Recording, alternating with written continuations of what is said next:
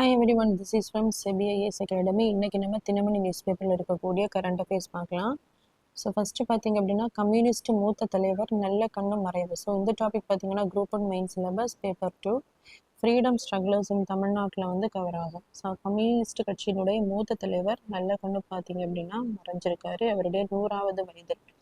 So இவருடைய அந்த உடல் பார்த்தீங்க அப்படின்னா இவர் பல ஆண்டுகளுக்கு முன்பே உடல் தான பதிவை வந்து மேற்கொண்டிருந்தார். அதனால இவருடைய மறைவுக்கு பிறகும் குடும்பத்தினர் வந்து ஒப்புதல் அளித்ததுனால நல்ல கண்ணுவின் உடல் வந்து சென்னை மருத்துவக் கல்லூரிக்கு வந்து வழங்கப்படுகிறது. ஸோ அதே மாதிரி பார்த்தீங்க அப்படின்னா இவருக்கு வந்து கருணாநிதி பீரியட்ல வந்து அம்பேத்கர் விருது வந்து வழங்கப்பட்டிருக்கும். அதே மாதிரி திமுக அரசுல வந்து தகைசால் தமிழர் அவார்டு வந்து வழங்கப்பட்டிருக்கும். ஸோ அடுத்ததாக பார்த்தீங்க அப்படின்னா 95 ஆக்டேன் தரத்தில் E20 பெட்ரோல் விற்பனை. ஸோ இந்த டாபிக் பார்த்தீங்கன்னா group one main syllabus paper 4 ஜியாகிரஃபியில் எனர்ஜி மினரல் ரிசோர்ஸஸில் வந்து கவர் ஆகும். ஸோ ஏப்ரல் 1ஆம் தேதி முதல் பார்த்தீங்க அப்படின்னா பெட்ரோல் வந்து அதில் 20% எத்தனால் வந்து இருக்கணும். அதுவும் 95 ஆக்டேன் தரத்தில் இருக்கக்கூடிய 20% எத்தனால் இருக்கக்கூடிய பெட்ரோலை மட்டும்தான் விற்பனை பண்ண முடியும் அப்படின்னு மத்திய அரசு வந்து கட்டாயமாக்கி இருக்காங்க. ஸோ எந்த மினிஸ்ட்ரி கீழே அப்படின்னா மினிஸ்ட்ரி ஆஃப் பெட்ரோலியம். ஸோ அவங்க தான் இந்த அறிக்கையை வந்து வெளியிட்டிருக்காங்க.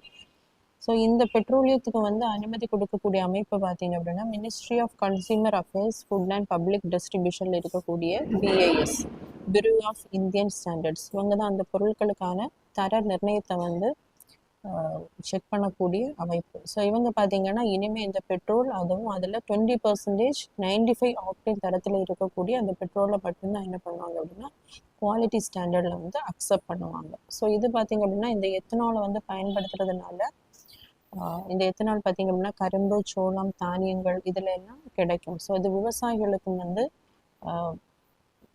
பயனுள்ளதாக இருக்கும். அதே மாதிரி பார்த்தீங்க அப்படின்னா இந்த எத்தனால் கலந்த பெட்ரோல் வந்து என்ஜினுடைய வேகம் மற்றும் ஆயுள் காலத்தை வந்து அதிகரிக்கும் அப்படின்னு இந்த அறிக்கையில் வந்து சொல்லப்பட்டிருக்கு.